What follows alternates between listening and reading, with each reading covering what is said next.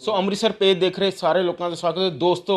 ਅੱਜ ਅਸੀਂ ਐਸੀ ਸ਼ਖਸੀਅਤ ਨਾਲ ਰੂਬਰੂ ਕਰਾਉਣ ਜਾ ਰਹੇ ਹਾਂ ਜਿਨ੍ਹਾਂ ਦਾ ਰਾਜਨੀਤਿਕ ਸਫ਼ਰ 50 ਸਾਲ ਤੋਂ ਵੱਧ ਦਾ ਸਮਾਂ, ਲੇਕਿਨ ਜ਼ਿੰਦਗੀ ਜਿਹੜੀ ਹੈ ਉਹ ਸਾਦਗੀ ਭਰੀ ਹੈ। ਜੇਕਰ ਗੱਲ ਕਰੀਏ ਉਹਨਾਂ ਦੀ ਸਾਦਗੀ ਦੀ ਮਿਸਾਲ ਅੰਮ੍ਰਿਤਸਰ ਨਹੀਂ, ਪੰਜਾਬ ਨਹੀਂ, ਪੂਰੇ ਦੇਸ਼ ਦੇ ਵਿੱਚ ਦੇਖਣ ਨੂੰ ਮਿਲਦੀ ਹੈ। ਔਰ ਜੇਕਰ ਗੱਲ ਕਰੀਏ 3 ਵਾਰ ਵਿਧਾਨ ਸਭਾ ਦੇ ਵਿੱਚ ਜਾ ਚੁੱਕੇ ਨੇ, ਇੱਕ ਵਾਰੀ ਕੈਬਨਿਟ ਮੰਤਰੀ ਰਹਿ ਚੁੱਕੇ ਨੇ। ਔਰ ਜੇਕਰ ਰਾਸ਼ਟਰੀ ਦੀ ਗੱਲ ਕਰੀਏ ਤਾਂ ਬੀਜੇਪੀ ਦੇ ਵਿੱਚ ਰਾਸ਼ਟਰੀ ਉਪਾਧਿਕਸ਼ ਵੀ ਰਹਿ ਚੁੱਕੇ ਨੇ। ਮੈਂ ਗੱਲ ਕਰ ਰਿਹਾ ਪ੍ਰੋਫੈਸਰ ਲక్ష్ਮੀਕਾਂਤ ਚਾਵਲਾ ਦੀ, ਜਿਨ੍ਹਾਂ ਨੂੰ ਬਹਿਨ ਜੀ ਦੇ ਨਾਮ ਦੇ ਵਿੱਚ ਜਾਣਿਆ ਜਾਂਦਾ ਹੈ, ਜਿਨ੍ਹਾਂ ਨੇ ਹਮੇਸ਼ਾ ਆਮ ਲੋਕਾਂ ਦੀ ਲੜਾਈ ਲੜੀ ਹੈ। ਔਰ ਜੇਕਰ ਗੱਲ ਕਰਾਂ ਜੀਵਨ ਉਹਨਾਂ ਦਾ ਸਾਦਗੀ ਭਰਾ ਸਫ਼ਰ 50 ਸਾਲ ਤੋਂ ਵੱਧ ਰਾਜਨੀਤਿਕ, ਲੇਕਿਨ ਮਕਾਨ ਜਿਹੜਾ ਉਹ 50 ਗਜ ਤੋਂ ਵੀ ਘੱਟ। ਇਹ ਮੈਂ ਇਸ ਲਈ ਦੱਸ ਰਿਹਾ ਕਿਉਂਕਿ ਉਹਨਾਂ ਦੀ ਜ਼ਿੰਦਗੀ ਹੀ ਜਿਹੜੀ ਹੈ ਉਹ ਸਾਦਗੀ ਦੇ ਨਾਲ, ਔਰ ਨਾ ਕੋਈ ਲਗਜ਼ਰੀ ਗੱਡੀਆਂ, ਨਾ ਕੋਈ ਲਗਜ਼ਰੀ ਪਹਿਰਾਵਾ, ਇੱਕ ਸਾਦਗੀ ਭਰਾ ਜੀਵਨ ਹੈ। ਸੋ ਰਾਜਨੀਤਿਕ ਸਫ਼ਰ ਉਹਨਾਂ ਦਾ ਜਿਹੜਾ ਹੈਗਾ ਵਾ ਉਹ ਹਮੇਸ਼ਾ ਅਤਿਆਚਾਰ ਦੇ ਵਿਰੁੱਧ ਰਿਹਾ, ਲੋਕਾਂ ਦੀ ਲੜਾਈ ਲੜੀ ਹੈ। ਸੋ ਉਸ ਲੜਾਈ ਦੇ ਵਿੱਚ ਉਹਨਾਂ ਨੇ ਕੋਈ ਸਰਕਾਰ ਨਹੀਂ ਦੇਖੀ, ਚਾਹੇ ਆਪਣੀ ਹੀ ਸਰਕਾਰ ਹੋਵੇ, ਆਪਣੀ ਹੀ ਸਰਕਾਰ ਦੇ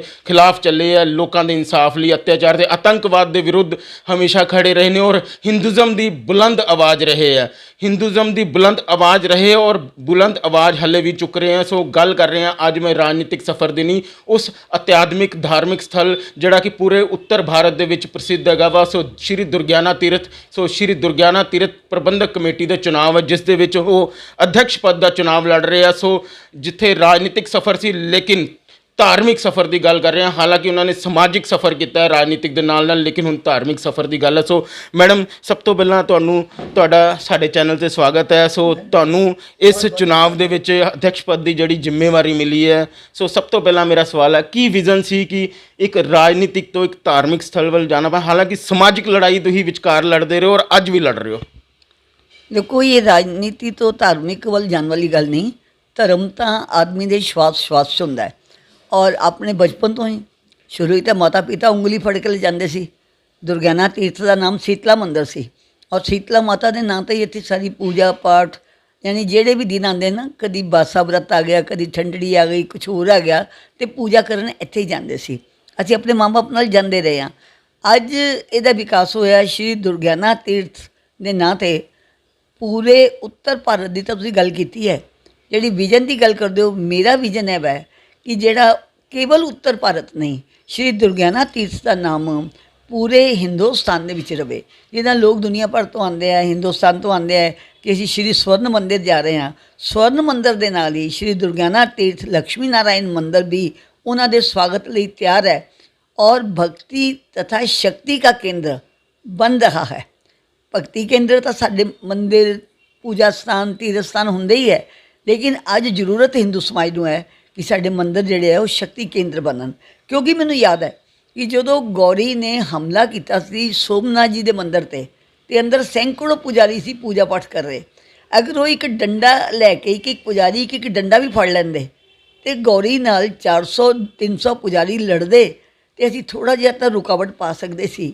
ਅਸੀਂ ਸਿਰਫ ਸਰੈਂਡਰ ਕਰ ਦਿੱਤਾ, ਮਜਬੂਰੀ ਸੀ, ਕਿਉਂਕਿ ਦੁਸ਼ਮਣ ਹਥਿਆਰਾਂ ਨਾਲ ਕੱਟ ਰਿਹਾ ਸੀ। ਇਸ ਕਰਕੇ ਸਾਡੇ ਮੰਦਿਰਾਂ ਦੇ ਉੱਤੇ ਕੋਈ ਅਟੈਕ ਨਾ ਕਰੇ। ਅੱਜ ਉਹ ਈਸ਼ਵਰ ਕਰੇ ਉਹ ਦਿਨ ਕਦੀ ਨਾ ਆਉਣ ਜਦੋਂ ਕੋਈ ਗੌਰੀ, ਕੋਈ ਅਬਦਾਲੀ ਆ ਕੇ ਸਾਡੇ ਮੰਦਿਰ ਤੋੜੇ। ਲੇਕਿਨ ਸੰਕਟ ਬੜੇ ਆ ਰਹੇ ਆ। ਹੁਣ ਤੁਸੀਂ ਦੇਖੋ, ਉਦੈਪੁਰ ਦੇ ਵਿੱਚ ਸਿਰ ਕੱਟ ਦਿੱਤਾ ਗਿਆ, ਅਮਰਾਵਤੀ ਵਿੱਚ ਸਿਰ ਕੱਟ ਦਿੱਤਾ ਗਿਆ, ਬੰਗਲਾਦੇਸ਼ 'ਤੇ ਸਾਡੇ ਮੰਦਿਰਾਂ 'ਤੇ ਅਟੈਕ ਹੋਏ, ਪਾਕਿਸਤਾਨ 'ਚ ਸਾਡੇ ਹਿੰਦੂ ਸਿੱਖ ਭਰਾਵਾਂ ਨੂੰ ਉਹ ਜਦੋਂ ਮਰਜ਼ੀ ਮਾਰ ਦਿੰਦੇ ਆ। ਧੀਆਂ ਦਾ ਬਾਪ ਰੋਂਦਾ ਵੇਖਿਆ ਨਾ ਸਮਾਜ ਨੇ। ਉਹਨਾਂ ਦੀ ਧੀ ਲੈ ਗਿਆ ਤਾਂ ਦੋਵੇਂ ਧੀਆਂ ਲੈ ਗਏ, ਉਹ ਛਾਤੀ ਪਿੱਟ ਕੇ ਰੋ ਰਿਹਾ। ਉਸ ਵੇਲੇ ਹਰ ਹਿੰਦੂ ਨੂੰ ਦਰਦ ਹੋਵੇ। ਮੈਂ ਤਾਂ ਮੰਨਦੀ ਹਾਂ ਕਿ ਹਿੰਦੂ ਸਿੱਖ ਇੱਕ ਪਰਿਵਾਰ ਦੇ 2 ਬੇਟੇ ਆ। ਸਿੱਖ ਔਰ ਹਿੰਦੂ ਜੇ ਮਿਲ ਕੇ ਦੁਨੀਆ ਦੀ ਬਾਜ਼ਾਰ 'ਚ ਖੜੇ ਹੋਣ, ਸਾਡੀ ਤਾਕਤ ਵੱਧਦੀ ਹੈ। ਪਰ ਅੱਜ ਮੈਂ ਹਿੰਦੁਸਤਾਨ ਦੀ ਗੱਲ ਕਰ ਰਹੀ ਹਾਂ, ਅੰਮ੍ਰਿਤਸਰ ਦੀ ਗੱਲ ਕਰ ਰਹੀ ਹਾਂ। ਸਾਡੇ ਮੰਦਿਰ 'ਚ 3 ਚੀਜ਼ਾਂ ਹੋਣੀਆਂ ਚਾਹੀਦੀਆਂ। ਪਹਿਲੇ ਤਾਂ ਭਗਤੀ ਦੇ ਨਾਲ ਸ਼ਕਤੀ ਦਾ ਕੇਂਦਰ ਬਣੇ ਔਰ ਹਿੰਦੂਤਵ ਦਾ ਪ੍ਰਚਾਰ ਔਰ ਜਿੰਨੇ ਸਾਰੇ ਸਦੱਸਿਆ ਹੈ ਉਹਨਾਂ ਦੇ ਆਪਣੇ ਜੀਵਨ 'ਚ ਵੈਸ਼ਨਵ ਪਰੰਪਰਾ। ਮੈਂ ਵੈਸ਼ਨਵ ਜਾਣਬੁੱਝ ਕੇ ਕਹਿ ਰਹੀ ਹਾਂ। ਵੈਸ਼ਨਵ ਕੌਣ? ਜੋ ਪੀਰ ਪਰਾਈ ਜਾਣੇ ਦੇ। ਅਗਰ ਪਰਾਈ ਪੀੜ ਜਾਣਨ ਵਾਲੇ ਸਾਰੇ ਇੱਥੇ ਇਕੱਠੇ ਹੋ ਜਾਣ ਤੇ ਫਿਰ ਕਮ ਸੇ ਕਮ ਆਪਣੇ ਸ਼ਹਿਰ 'ਚ ਤਾਂ ਕੋਈ ਦੁਖੀ ਨਹੀਂ ਰਹੇਗਾ। ਪੰਜਾਬ ਨੂੰ ਵੀ ਕਰਾਂਗੇ, ਦੇਸ਼ ਨੂੰ ਵੀ ਕਰਾਂਗੇ। ਔਰ ਮੇਰੀ ਇੱਕ ਸੁਪਨ ਹੈ ਕਿ ਜਿਹੜਾ ਦੁਰਗਿਆਨਾ ਮੰਦਿਰ ਹੈ, ਇਹ ਸ਼੍ਰੀ ਦੁਰਗਿਆਨਾ ਤੀਰਥ ਹੈ, ਇੱਥੇ ਦੇਸ਼ ਵਿਦੇਸ਼ ਦੇ ਜਿਹੜੇ ਵੀ ਯਾਤਰੀ ਆਉਣ ਉਹ ਸ਼ਰਧਾ ਨਾਲ ਆਉਣ ਔਰ ਉਹਨਾਂ ਨੂੰ ਇੰਨਾ ਪਿਆਰ ਸਤਿਕਾਰ ਔਰ ਰਹਿਣ ਦੀਆਂ ਸੁਵਿਧਾ ਮਿਲਣ ਤਾਂ ਕਿ ਉਹ ਹਮੇਸ਼ਾ ਲਈ ਇੱਥੋਂ ਰੁਕ ਕੇ ਆਉਣ, ਆਪ ਜਾ ਕੇ ਦੁਬਾਰਾ ਆਉਣ ਦੀ ਇੱਛਾ ਰੱਖਣ। ਬਿਲਕੁਲ ਮੈਡਮ, ਲੇਕਿਨ ਜਿਹੜੀ ਤੁਸੀਂ ਗੱਲ ਕੀਤੀ, ਤੁਸੀਂ ਤੇ ਵਿਜ਼ਨ ਦੀ ਅਗਲੀ ਗੱਲ ਕਰ ਰਹੇ, ਲੇਕਿਨ ਮੈਂ ਥੋੜਾ ਜਿਹਾ ਬੈਕ ਫਲੈਸ਼ ਜਾਣਨਾ ਚਾਹਾਂਗਾ। 1972 ਦੇ, ਜਿੱਥੋਂ ਮੈਨੂੰ ਜਾਣਕਾਰੀ, 1972 ਦੇ ਵਿੱਚ ਤੁਸੀਂ ਪਹਿਲਾ ਕਾਉਂਸਲ ਇਲੈਕਸ਼ਨ ਜਿੱਤੇ, ਲੇਕਿਨ ਉਸ ਤੋਂ ਬਾਅਦ ਪੰਜਾਬ ਨੇ ਕਾਲਾ ਦੌਰ ਦੇਖਿਆ, ਜਦੋਂ ਕੋਈ ਹਿੰਦੂ ਬਾਹਰ ਨਹੀਂ ਨਿਕਲ ਸਕਦਾ ਸੀ। ਮੈਂ ਪੰਜਾਬ ਦੀ ਗੱਲ ਕਰ ਰਿਹਾ, ਉਦੋਂ ਤੁਸੀਂ ਚੌਂਕ ਚੌਰਾਹੇ ਦੇ ਜਾ ਕੇ ਹਿੰਦੂਤਵ ਦੀ ਗੱਲ ਕੀਤੀ ਹੈ, ਥ੍ਰੈਟਸ ਵੀ ਮਿਲੇ ਆ, ਕਾਫੀ ਤੁਹਾਨੂੰ ਹਮਲੇ ਵੀ ਹੋਏ, ਲੇਕਿਨ ਉਸ ਟਾਈਮ ਵੀ ਤੁਸੀਂ ਹਿੰਦੂਆਂ ਦੀ ਆਵਾਜ਼ ਨੂੰ ਇਸ ਤਰ੍ਹਾਂ ਬੁਲੰਦ ਕੀਤਾ ਹੈ। ਔਰ ਅੱਜ ਵੀ ਲੋਕ, ਅਗਰ ਪੂਰਾ ਦੇਸ਼ ਨਹੀਂ ਪੂਰਾ ਵਿਸ਼ਵ ਜਾਣਦਾ ਤੇ ਤੁਹਾਨੂੰ ਇੱਕ ਹਿੰਦੂਤਵ ਦੀ ਬੁਲੰਦ ਆਵਾਜ਼ ਕਹਿੰਦਾ ਹੈ। ਦੇਖੋ, ਆਤੰਕਵਾਦ ਦਾ ਜਿਹੜਾ ਦੌਰ ਸੀ ਉਹ ਰਾਸ਼ਟਰ ਭਗਤਾਂ ਦੀ ਆਵਾਜ਼ ਸੀ। ਜਿਹੜੇ ਲੋਕ ਵੀ ਕਿਸੇ ਵੀ ਸੰਪਰਦਾਇ ਦੇ ਅਗਰ ਆਤੰਕਵਾਦ ਦੇ ਵਿਰੁੱਧ ਬੋਲਦੇ ਸੀ, ਉਹਨਾਂ ਨੂੰ ਮਾਰ ਦਿੱਤਾ ਜਾਂਦਾ ਸੀ। ਔਰ ਹਿੰਦੂ ਤਾਂ ਵਿਸ਼ੇਸ਼ ਕਰਕੇ ਉਹਨਾਂ ਦੇ ਸ਼ਿਕਾਰ ਸੀ। ਬੱਸਾਂ 'ਚੋਂ ਕੱਢ ਕੇ ਮਾਰੇ, ਘਰਾਂ 'ਚੋਂ ਖਿੱਚ ਕੇ ਮਾਰੇ, ਬ੍ਰਿਕਸ਼ਾਂ ਨਾਲ ਲਟਕਾਤੇ। ਉਹ ਆਤੰਕਵਾਦੀਆਂ ਦਾ ਹਿੰਦੂ 'ਤੇ ਅਟੈਕ ਸੀ। ਉਸ ਵੇਲੇ ਆਤੰਕਵਾਦ ਦੇ ਵਿਰੁੱਧ ਖੜੇ ਹੋਣਾ ਆਪਣੇ ਦੇਸ਼ ਲਈ, ਆਪਣੇ ਸਮਾਜ ਲਈ, ਆਪਣੇ ਹਿੰਦੂਤਵ ਲਈ ਔਰ ਸਾਰੇ ਹੀ ਪਰਿਵਾਰਾਂ ਲਈ, ਉਹ ਕਿਸੇ ਵੀ ਸੰਪਰਦਾਇ ਦੇ ਹੈ, ਉਹਨਾਂ ਲਈ ਬਹੁਤ ਜ਼ਰੂਰੀ ਸੀ। ਔਰ ਈਸ਼ਵਰ ਪ੍ਰੇਰਨਾ ਦਿੰਦਾ, ਕੋਈ ਇਹ ਨਹੀਂ ਹੈਗਾ ਕਿ ਤੈਨੂੰ ਇੰਜੈਕਸ਼ਨ ਲਗਾਤਾ ਅਤੇ ਉਹਦੇ ਵਿੱਚ ਹਿੰਮਤ ਆ ਗਈ। ਇਹ ਆਤਮਾ ਦੀ ਹਿੰਮਤ ਭਗਵਾਨ ਦੇ ਦਿੱਤਿਆਂ ਹੀ ਆਉਂਦੀ ਹੈ, ਕਿਉਂਕਿ ਭਗਵਾਨ ਕ੍ਰਿਸ਼ਨ ਜੀ ਨੇ ਗੀਤਾ 'ਚ ਕਿਹਾ ਹੀ ਹੈ कि जो जन्म मरण है वो तो मेरे हाथ है, जो पैदा हुआ उसको जाना ही है। और जब जाना ही है तो मैं पंजाबी दी कहावत बोलती होंदी सी कि चुप रही तो मर जावांगी, बोलांगी तो मार देंगे। इधर वे मरना है ना, फिर बोल बोल के अपने देश समाज अपने धर्म की गल करदे शहीद क्यों ना होया जाए, वो ज़्यादा अच्छा है। ਮੈਡਮ, ਮੈਨੂੰ ਯਾਦ ਹੈ ਤੁਸੀਂ ਇੱਕ ਸ਼ਕਤੀ ਸੰਗਠਨ ਸ਼ੁਰੂ ਕੀਤਾ ਹੈ ਔਰ ਚੱਲਦਾ ਵੀ ਪਿਆ। ਸੋ ਮਹਿਲਾਵਾਂ ਦੇ ਹੱਕ ਤੇ ਸਨਮਾਨ ਦੇ ਲਈ ਤੁਸੀਂ ਇੱਕ ਸੰਗਠਨ ਸ਼ੁਰੂ ਕੀਤਾ, ਜਿਹੜਾ ਕਿ ਪਹਿਲਾ ਸੰਗਠਨ ਸੀਗਾ ਜਿਹਨੇ ਕੰਮ ਕੀਤਾ ਔਰ ਅੱਜ ਵੀ ਕਰ ਰਿਹਾ ਹੈ ਮਹਿਲਾਵਾਂ ਦੇ ਹੱਕ ਸਨਮਾਨ ਲਈ। ਸੋ ਕਾਫੀ ਕੁਝ ਤੁਸੀਂ ਉੱਚੇ ਵੀ ਦੇਖਿਆ ਕਿ ਕਿਸ ਤਰ੍ਹਾਂ ਮਹਿਲਾਵਾਂ ਨੂੰ ਉਹਨਾਂ ਦੇ ਹੱਕ ਸਨਮਾਨ ਨੂੰ ਜਿਹੜਾ ਦਿਲਾਇਆ ਜਾ ਸਕਦਾ ਹੈ। ਸੋ ਇੱਕ ਸੰਗਠਨ ਦੇ ਰੂਪ 'ਚ ਕੰਮ ਕੀਤਾ ਜਾਂਦਾ। ਸੋ ਸੰਗਠਨ ਨੂੰ ਵੀ ਚਲਾਇਆ ਤੁਸੀਂ। ਸੋ ਜਿਹੜਾ ਹੁਣ ਕਮੇਟੀ ਉਹ ਵੀ ਇੱਕ ਸੰਗਠਨ ਹੈਗਾ। ਸੋ ਕਿਸ ਤਰ੍ਹਾਂ ਇਹਨਾਂ ਚੀਜ਼ਾਂ ਨੂੰ ਦੇਖਦੇ ਹੋ? देखो, अगर संस्था का काम पारदर्शी होवे और संस्था के सारे सदस्य उत्थे केवल सैरीमोनीअल ना आंदे जांदे रहन, अगर वित्त सचिव साडा जागरूक होएगा और हर सदस्य शपथ लेगा कि जनता दे चंदे नाल, श्रद्धा नाल, दिते हुए दान दे नाल मंदिर चलदा है, ते इत्थे सारा पैसा ईश्वर सेवा, और ईश्वर सेवा का अर्थ है गरीब की सेवा, विद्यार्थी की सेवा, बीमार की सेवा, वो इत्थों होएगी। और मैनू पूरा विश्वास है कि जी टीम साडे नाल चल रही है वो टीम सारा काम पारदर्शी करेगी। और हुण तां काम ही इलैक्ट्रॉनिक मीडिया नहीं, इलैक्ट्रॉनिक साधना नाल होने हैं। एक क्लिक दबा के बटन की कोई अपने घर बैठा भी देख सकता है कि दुर्गाना मंदिर दे विच की हुंदा है। ये विद्या असी जिहड़ी है ना, उत्थे इस विद्या दे जानकर लिया के ये हर घर ਦੇ ਵਿੱਚ ਸੰਦੇਸ਼ ਪਹੁੰਚਾਵਾਂਗੇ ਕਿ ਸ਼੍ਰੀ ਦੁਰਗਿਆਨਾ ਮੰਦਿਰ ਦੇ ਵਿੱਚ ਕੀ ਹੋ ਰਿਹਾ ਹੈ।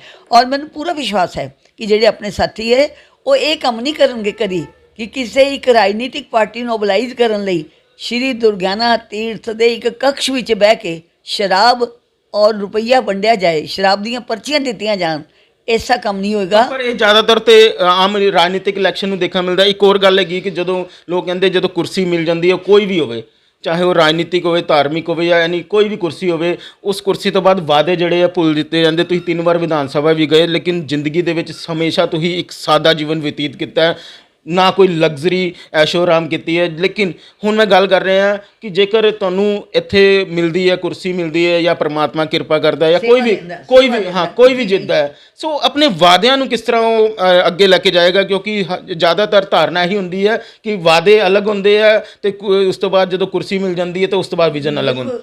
ना तो कुर्सी मिलनी है, यह सेवा है।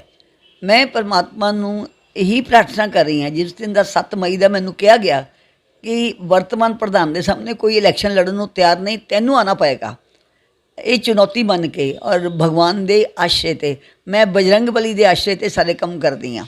तो मेरा एको ही सुपन है कि एक तो जिहड़ा असी लोग करते कुछ नहीं, मंदिर की पूजा सेवा हो जाना एक मंदिर लिए काफ़ी नहीं है। साडा संस्कृत कॉलेज है, वो संस्कृत कॉलेज अजे तक दबिया होया, किसी को पूरा वेतन नहीं, किसी के बच्चों के हित की कोई गल नहीं। मैं अनाउंस किया है कि बाकी तो जी कमेटी बनेगी वो पास करेगी कि संस्कृत कॉलेज की तरक्की होएगी, उच्च शिक्षा इत्थे मिलेगी पोस्ट ग्रेजुएट तक।